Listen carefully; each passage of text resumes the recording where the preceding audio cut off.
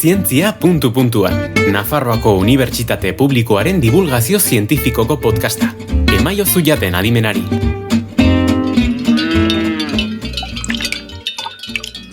Esneak arazoak sortzen aldizkizu. Esnearekiko intolerantziaren bat balduzu. Europarren 30% antzera orduan. Gaur, esne berezi baten inguruan mintzatuko gara. Ez da berria, betikoa esango genuke. Ez da artifiziala, guztiz naturala, egiazko esnea. Eta dirudienez, digeritzeko errazagoa omen. Abiesnea du izena, azken esne belaunaldiaren isla. Kaseina proteinari intolerantzia diotenentzako aproposa izan litekeena. Arazori gabe gehitu dezaiokegu goizeko 9:00 hartzen dugun bigarren kafe horri. Nafarroko Unibertsitate Publikoko ISFood ikerketa institutuako ikertzaileek esne hori ematen duen behi taldea eratu du. Gaur, ikerketa horren emaitzak ezagutuko ditugu. Zientzia ... 15. atalean. Jose Mendizabal naiz, albaitaria naiz, eta ingenieritza eskolan irakasle. Ikertzaile bezala ISFood institutuan nago. Eta ikerketa gaiak batez ere orain esnearen kalitatea eta baita haragiaren kalitatea ere. Olaia Urrutia naiz, eta Joseanen antzera nekazaritza ingenieritza eskolan irakasten dut, ekoizpena eta bioteknologiaren inguruko gaiak, eta ikerketa aldetik ISFood institutuan nago, eta ikerketa ere haragiaren kalitate eta esnearen kalitatean, eta gehien bat biologia molekular arlotik begiratuta.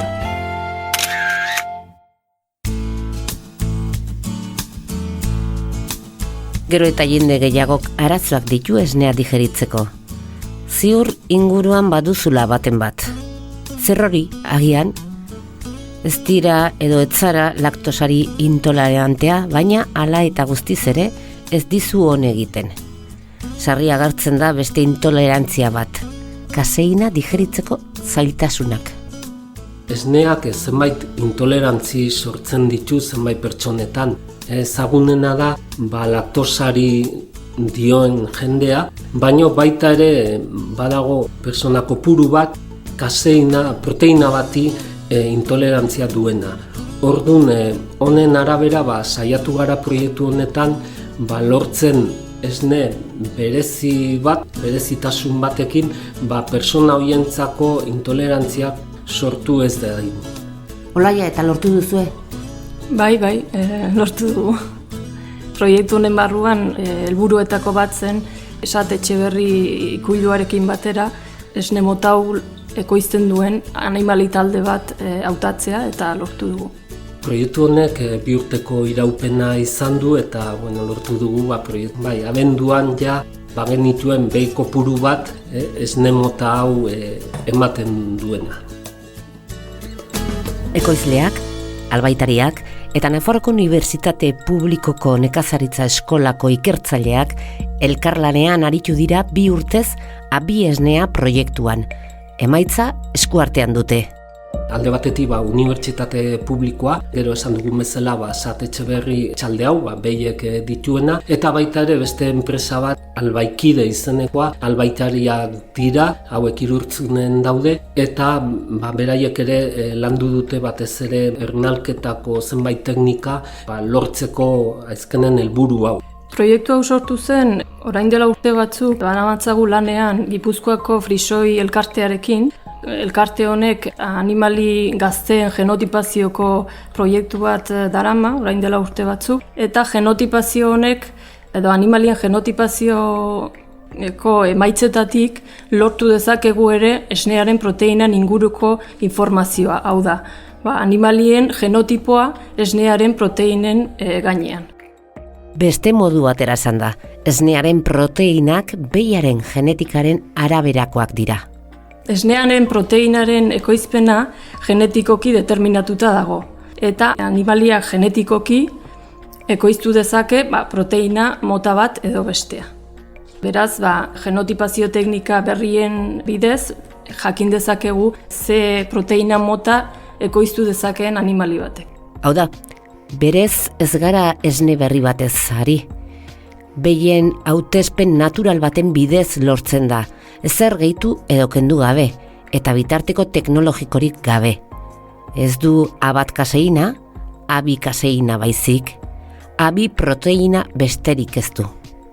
Orain gertatzen dena da guk edaten dugun esne horretan banaztuta daude bi beta-kaseina mota horiek, bi mota horiek. Eta orduan zenbait jendei, ez denai, ez persona guztiei, baino persona batzuei A1 deitzen dugun beta-kaseina mota horrek sortzen dio intolerantzi hori.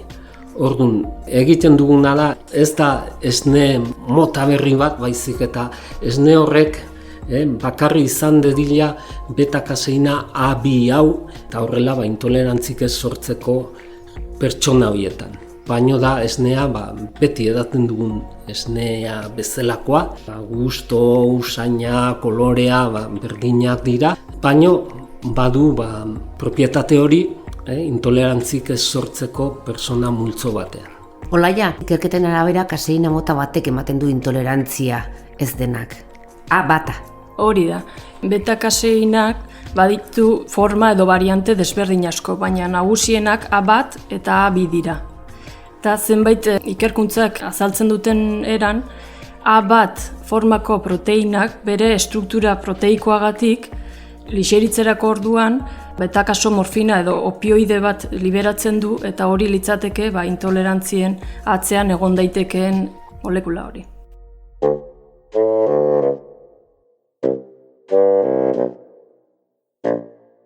Eta nola lortzen da hori? Bada, ikerketa proiektu honen barruan, A2 izeneko esne mota jakin bat ekoizteko behi talde bat eratu dute. Betiko behiak dira, esne behiak, arruntak, frisoi arrazakoak. Guk egin duguna da, hautaketa genetikoaren bidez, genetikoki A2 esne mota ekoizten duten animaliak bakarra hautatu. Hau da, beta-kaseinarentzat A2 genotipoa duten animaliak. Eta beraz, esne mota hori bakarrik ekoiztuko dute. A2 proteina duten esne mota. Kanpoti ez da ikusten, kasu honetan behiak berdinak diratenak, ez dago kolorean eta diferentzirik ez dago kanpotik, baina barruan gen horietan hor dago diferentzia. Eta orduan behi horiek ematen dute bakarrik beta-kaseina A2 motatakoa. Orduan ez da behi klase bat, ez da arraza bat? Badirudi arrazan artean eta diferentzik badirela, arraza batzuk behi gehiago dituzte A2 emango dutena, beste batzuk gutxiago, baino ez da arrazaren diferentzia. A2 esnea proiektu hau aurrera atera ahal izateko, SAT Etxeberri etxaldeko instalazioak egokitu egin behar izan dituzte, ezin baitira nahasi mota bateko esnea eta bestea. Genomika teknika hauekin guk jakin dezakegu, behiek emango duen beta-kaseina mota bat edo bestea. Baina horren arabera ere, gero etxaldeetan, normalean behi egezteko igual makina bat bakarri dago, zisterna bat esnea mantentzeko presko, eta orduan egokitu beharra dago baita etxaldeko instalazio horiek sortzeko edo ekoizpeko esne mota hau.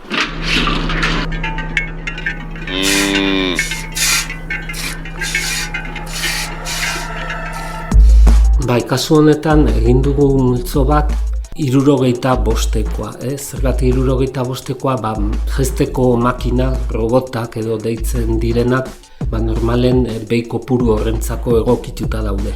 Eta orduan egin dena da, robot bakarra multzo horrentzako jarri, baita tuberiak eta behar direnak, eta gero zisterna baita berezie edo bakarra multzo horrentzako. Nasten badira esneak galdu dugu propietate hori. Horrek inbertsioak dakarzki berekin, ez da? Bai, dudarik gabe. Kasu honetan, proiektuak eta eskatzen ditugunean laguntzak izaten dira eta gobernuko laguntzarekin egin dira aldaketa horiek, baino bai horrek badu koste bat eta claro, esnea galestigo saltzea lortzen bada, mereziko du pena. Prezio berdinen saltzen bada, noski zerbait aldatu beharko da, baino hori beste pauso bada, nola saldu esne hori eta ze preziotan saldu. Merkaturatzen moduak ez zeuden proiektu honen barruan aurreikusita, ez? Bai ordean nola ziurtatu esne bat abi esnea den ala ez. PCR-en bidezko metodo berria jarri dute martxan.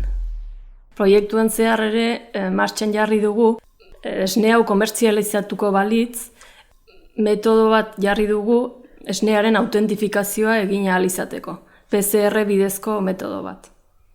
Koronavirusa detektatzeko erabiltzen den PCR kuantitatiboa, metodo berdina erabiliz, lortu dugu metodo berri bat, esne hau autentifikatu ahal izateko eta abi esneak beta-kaseina mota abi bakarra daukala egiaztatzeko. Frauderik ez egoteko nolabait ziurtatu ahal izateko. Araudi bat oraindik ez dago jarrita produktu berria delako, baino ziurtatu dezakegu esne horrek proteina mota hori bakarra daukala. Zientzia, puntuan, Nupen podcasta. Aurrera begira badago lana. Galderak asko dira oraindik. Laktosarekin asko ikertu da eta asko aurreratu da, baina betakaseinekin horren beste ez. Evidentziak falta dira, evidentzia zientifikoak. Alde batetik, ezagutu hobekiago intolerantzia horiek nondik datozen. Estadistikarik ez dago. Intolerantzitaz hitz egiten denean esaten da, hirutatik batek edo aurkezten dula intolerantzi mota bat edo beste, persona helduetan. Orduan, ezagunena esan duzuen bezala eta laktosari intolerantzia, baino jende asko ikusten du laktosari duela intolerantzia, baino atzetik ez dauka diagnostiko bat, gofin bat egina. Orduan, badirudi zenbait jende laktosari usten duela intolerantzia, beta-kaseina hori izan dezakela. Orduan, hau ere pixkanan jun beharko da garatzen, ze laktosarentzako badaude diagnostikoko proba nahiko errexak edo, baino beta-kaseina honentzako oraingoz ez. Horrexegatik, badaramazkite 3 urte saio kliniko hauek egin nahian. Zenbat ikerketa martxan jarri nahian. Saio kliniko bat egitea dute orain helburu.